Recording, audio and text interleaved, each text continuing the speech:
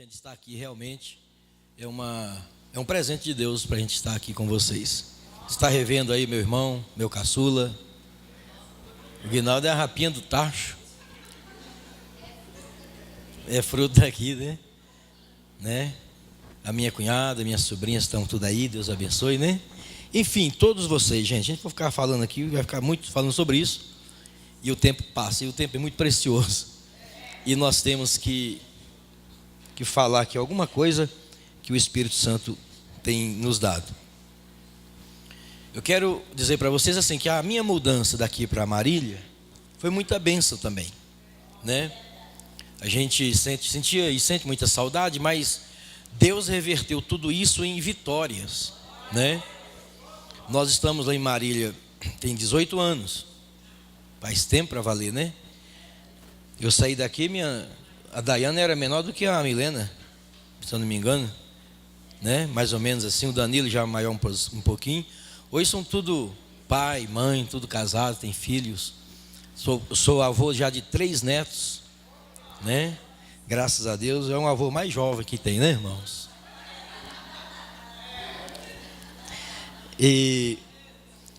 Então, irmão, Deus tem, assim, foi bênção a minha ida para lá. Deus tem confirmado, Deus tem abençoado mesmo a nossa igreja ali. Passamos por algum momento difícil, porque isso é normal na vida de qualquer um que vai fazer a obra de Deus. Tem uns momentos bons, momentos difíceis, mas a gente sabe que vai ter sempre a vitória. A vitória é nossa, a Bíblia diz que é nossa pelo sangue de Jesus, né? E nós estávamos em 2010. Em 2010 a gente estava passando uma luta muito grande. Nós sofremos 3 divisões muito fortes ali em Marília. Não vou entrar muito em detalhe, mas só para vocês terem uma ideia. As 2 primeiras, isso assim, um ano, depois no outro ano a segunda, depois mais 2 anos a terceira. Então cada uma delas a gente perdeu entre 70 e 80 pessoas, e a terceira 150 pessoas. Foi assim um desfalco muito grande. Eu entrei em crise.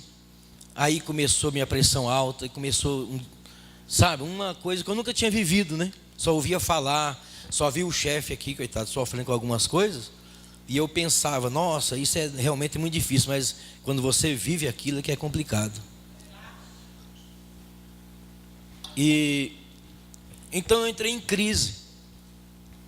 E ontem nós estávamos até ouvindo uma mensagem lá em Caldas Novas, que o melhor momento para Deus te abençoar é quando você entra em crise. Porque quando você entra em crise, você não se conforma, né?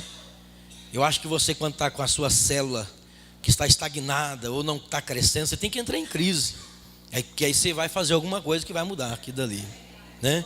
A igreja, quando está parada, não está tendo alguma coisa, o pastor entra em crise e Deus começa a operar. É na crise que Deus opera, porque você sai do comodismo, né? Então em 2009, nós já estávamos vivendo em crise, quando eu tomei uma decisão de fazer uma consagração, um jejum. E eu tomei a decisão de fazer um propósito de jejum de 1 ano. 1 ano em jejum. Cada mês eu jejuava o número daquele mês. Mês 2 era 2 dias. Mês 3, 3 dias. Mês 10, 10 dias. Quando foi no mês 12, só tomando água. Mês 12, 12 dias. Fiquei magrinho, só tinha orelha. O pessoal comprou suspensório para mim, porque eu pregava segurando a calça aqui. Hoje a barriga cresceu de novo. Isso já em 2008, 2009, com todo esse sacrifício não aconteceu nada, no sentido assim de crescimento da igreja. Fizemos umas campanhas. E aquela campanha, veio aquela multidão, mas a campanha, você sabe, traz multidão, no outro dia já não tem mais, né? Porque são às vezes pessoas de outra igreja, pessoas que não querem compromisso com a igreja, só querem receber, né? Aí quando foi 2010, Deus trouxe para nós a visão em célula. Nós estivemos em Santos, conversando com o missionário Palarone, em uma convenção de lá. E em 2010, então, nós começamos, missionário. Nós começamos a implantar na igreja. Não houve muita dificuldade, porque nesse momento nós já estávamos com poucas pessoas. eu estava dando ceia com as filiais ali da igreja, da cidade e a sede, davam 150 pessoas. E dia de domingo, a Steph lembra disso, o pastor Aguinaldo lembra disso também, mas a Helena. Dia de domingo a gente tinha reunião lá com 50 pessoas. O dia que dava 70 eu pulava assim de alegria. E os irmãos sabem que eu nunca gostei de ficar parado, né? A gente fazia corrente de libertação aqui, que a corrente ia lá fora da igreja. E Deus operava. E eu sempre gostei desses negócios assim, movimento mesmo. Eu falei, Jesus, ou tudo, né? Porque o que eu estou fazendo aqui, se eu fizer em outro lugar, vai dar certo. E aqui não está dando. Então, eu tinha tomado a decisão de ir embora. Mas quando chegou então a visão, essa visão nós implantamos ela começamos em janeiro de 2010. No mês de maio, nós já tínhamos passado toda a igreja no encontro com o amor de Deus. E estávamos agora, no mês de maio, fazendo a escola especial de líderes, com esse pessoal que tinha ido para o encontro. E no mês de maio mesmo, nós estávamos abrindo as nossas primeiras células. Foi mês de maio também? E nós começamos com 15 células, né? Nesses remanescentes que ficou lá, a gente conseguiu começar com 15 células. E Deus foi nos dando graça, e a gente muito dedicado, a gente conseguiu, passar para os irmãos de uma forma assim que eles entenderam e eles também entraram dentro dessa visão. Porque essa visão ela tem um segredo. Você tem que entrar dentro dela de coração e ela entrar dentro do seu coração, para valer. Porque se ficar assim mais ou menos, não vai funcionar, né? Nós não podemos ficar em cima do muro, tem que entrar para valer. E nós entramos de cabeça, irmãos. E o tempo foi passando. Hoje nós já estamos com quase 4 anos aí, né? 4 anos trabalhando nisso, nessa visão. Nós saímos de 50 pessoas para nossas reuniões agora de 1.200 pessoas. Dentro desses 4 anos, entendeu? Então nós temos 2 reuniões no domingo, às 5 horas da tarde até às 7, e das 7h30 até às 9, né? Então Deus está dando uma bênção muito grande. Hoje mesmo começa uma conferência de jovens. Eu acredito que tem lá uns 500 jovens nessa conferência hoje. E eu tenho falado, isso é só o começo. O que Deus tem para fazer, isso é só o começo.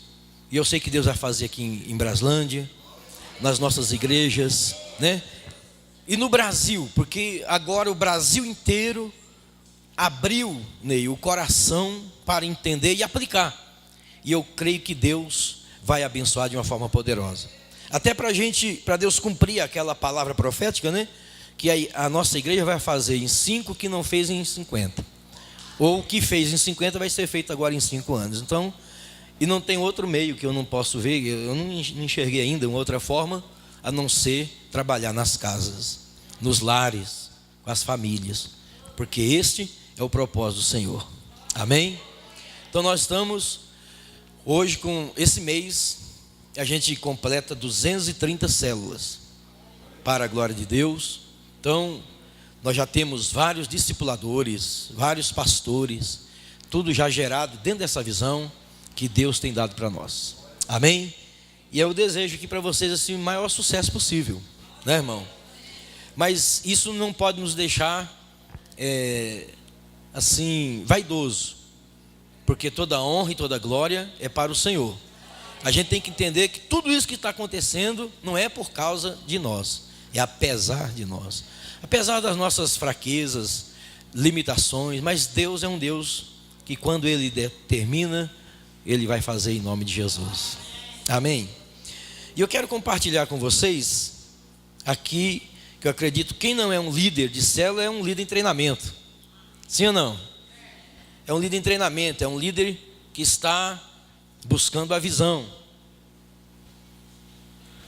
E eu digo lá na igreja o seguinte, irmão, quem é seu líder em treinamento?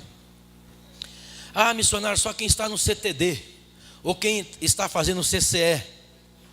Eu já digo, não, eu vou mais longe, irmão. O seu líder em treinamento é aquele que aceitou Jesus hoje na célula. Ele já é o líder em treinamento. Porque você tem que olhar ele com um olhar diferente. Pastor, missionário, mas ele é muito simples, ele não vai dar conta. E quem disse que você dava também? E agora você está dando conta.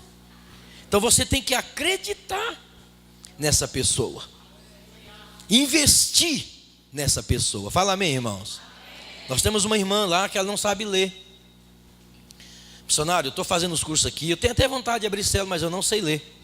Eu falei, não tem problema não, irmão, fica sossegado, termina os cursos direitinho, você vai ser uma grande líder. Hoje ela cuida de muitas mulheres, ela não lê, ela pede para alguém ler o Alimentando o Rebanho, alguém lá da célula, e ela explica direitinho, ora para o povo e acompanha, porque célula, nós entendemos que nada mais é do que relacionamento. Se uma célula não tiver relacionamento, pode ser o cara PhD que não vai funcionar. É verdade ou não é?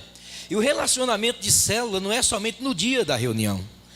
Aquele dia é só um dia formal, mas a célula mesmo continua durante a semana.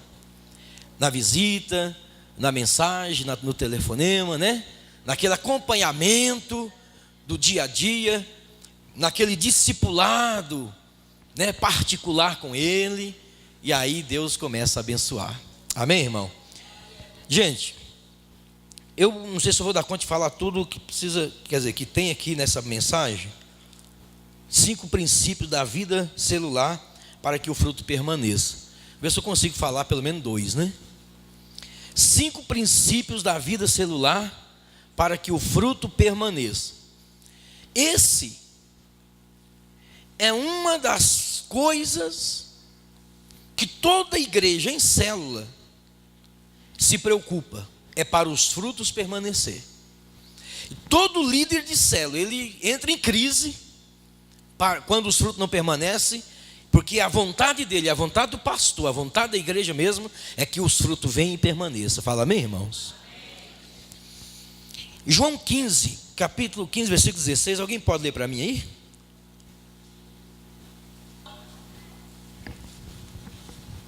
Alguém lê aí para mim, por favor.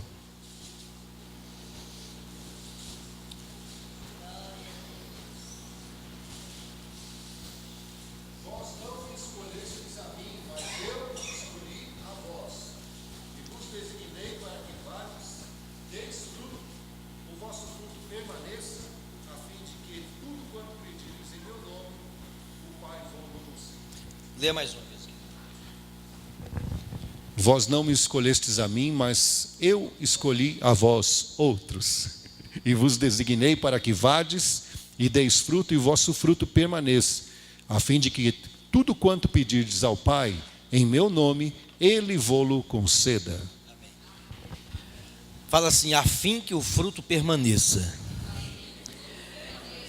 Ele diz assim, não foi vocês que me escolheram, mas fui eu que vos escolhi, e vos nomeei, vos designei, para que vades e deis fruto, e o fruto vai embora, o fruto permaneça.